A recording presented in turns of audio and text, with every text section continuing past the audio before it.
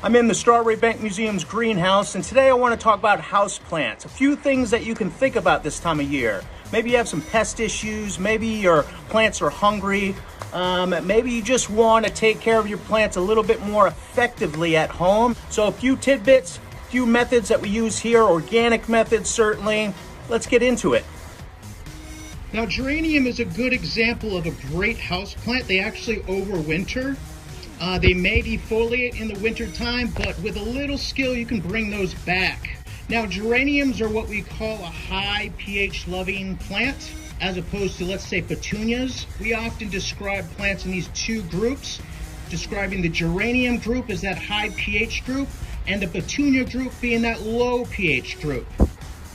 Now, gardenia is a great plant, but it often has nutrient deficiencies sometimes if you're not feeding it well enough, or the pH is off, or insect issues. And I'm going to show you one issue we're having with this one that we're dealing with organically, and I'll give you some methodologies behind those recipes. Now, gardenia is absolutely beautiful this time of year and very fragrant. Now let's start with nutrient deficiencies on this one.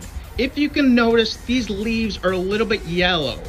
We call this interveinal yellowing. This is often a signal of micronutrient deficiency of manganese and magnesium. So there are certain packets that you can buy to actually add micronutrients to the soil, but that isn't necessarily the thing you want to do. Is it pH? So when pH fluctuates, certain micronutrients are not available for the plant. It might be an instinct to really feed this plant at this point, but I'm pretty positive that if we just lower the pH, those micronutrients that are already in the soil will be then more available for this plant. Now, beyond its micronutrient or nutrient deficiencies, this plant is having an issue with a very, very common greenhouse pest, and sometimes in your home, the aphid. So as you can see, aphids will actually remove their exoskeleton. So you will often see signs of that as opposed to symptoms. So symptoms versus signs, I want to explain a little bit. So symptoms of a plant are basically discoloration, maybe damage, and often secondary to certain problems happening, as opposed to signs which are particular to pests and pathogens. That could be a fruiting body of a mold, or insects themselves, or those signs of insects. It could be eggs or live insects themselves. Now, currently, we're using organic sprays to combat this. And we often traditionally use Cornell mixture and a few other things. Now, it's still debated whether the Cornell mixture, which is a combination of olive oil, baking soda, and usually organic soap. We usually use Dr. Bronner's peppermint soap. It works very well. Very similar to the products that you will find called insecticidal soaps. And those soaps basically smother these types of insects so they don't breathe well. So that really manages these types of problems. In fact, after a few sprays, most of the aphids are dead on here, but there are a few active aphids still. So we are doing these sprays every couple days, 2 to 3 days, I would recommend, if you have an issue like this. Pyrethrin certainly is probably the strongest organically registered chemical that you can use with a houseplant. And that's probably the strongest aspect of organics currently available to people without those licenses, those pesticide licenses. Now, beyond the insecticidal soap part of that recipe, we are targeting fungus as well, and that's more associated with that baking soda. A lot of people will use sulfur sprays organically to combat molds. Very important to think about how your plant, how your soil is draining appropriately. As you water, you want water to come out the bottom of your pot. So selecting your pot is extremely important, okay? Sometimes when you go to a garden center or you're selecting your pots, sometimes the pots do not have drain holes. This is geranium, really, really cool. but you want to make sure you have a drain hole. So definitely make sure things are draining well, okay? Or you might want to consider modifying your soil. All right, next example is Lamium. So really cool plant. It's actually very aromatic, nice foliage. Let's test this out. Very heavy, soil looks pretty wet. I don't know if this is drying out very well, but we can certainly check the root system to see if it's nice and healthy. The most important thing is actually what's happening below the surface. That's contributing to what you see on the top. Whether that's how healthy the foliage are, how big or how abundant your fruit and flowers are. So everything underneath the soil is affecting the top of the plant. So don't just focus on the top of the plant, okay? Really cool rule of thumb is just checking your root system and your soil. You can often see the health of your roots, and certainly if your soil is compact or maybe your roots are root bound. And so every now and then, give it a shot and check your root system, and it's very simple.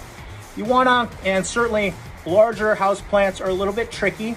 You actually wanna set them on their side, maybe put down a tarp or a blanket so you don't make too much of a mess, and actually pull them out while they're laying on the side. Really easy to just pop them horizontally on the ground as opposed to trying to do this like I'm going to show you with this small Lamium. So again, really cool plant. This is a very easy method to check what's going on underneath your soil. Be gentle with your plant, certainly, but a good flip, okay? And if it's root bound, it's gonna be really tricky, but you just wanna kind of feel it and let gravity do the work, right? You don't have to actually get too aggressive with it. I actually feel it popping out, and here we go. All right, so very simple. Don't worry if you lose a little bit of soil.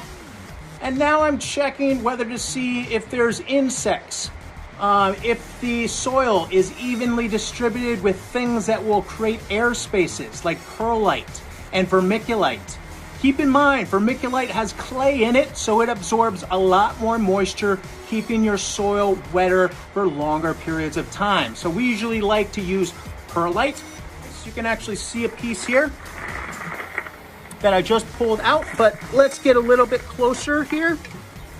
And you can actually see particles of perlite in here already, and that allows spaces to accumulate and sustain within your soil, allowing airspace to be created, okay? So if your plants are not drying out, sometimes it's nice to amend your soil in your pots. This works outside as well, but certainly for houseplants, it's essential. Now we're also looking for healthy roots, new roots, for instance. That's a signal of health and growth, okay? Without new roots, nice and white, nice and healthy, you're not getting the appropriate chemistry, okay? You're not creating the system that's ideal for your plants. So brown roots and black roots, not good. There are exceptions with certain types of plants when old storage roots are developed, but with this, we're actually looking for new roots, which I see a few here and there. Now, if you're noticing that roots are not getting to the bottom, sometimes you have a saturation issue, okay? If your plants are sticking in water for too long, your roots will actually look for air spaces. So sometimes you'll find those signals. Where are the roots going? Are they black and dark at the bottom and nice and white up top? More air up here, more water down here. So managing your water, essential for managing the health of your houseplants. All right, so if your plants are small enough, give them a pop every now and then. Certainly to just check your root system, maybe have some bugs in here. If not, double checking is always good. Remember, what's going on down here is a lot more important that's going on up here. Well, I hope you enjoyed the show. We'll bring more programs like this. If you have any questions, curiosities, let us know in the comment section. This is Strawbery Banke. Hope everyone is doing well in these challenging times. See you soon.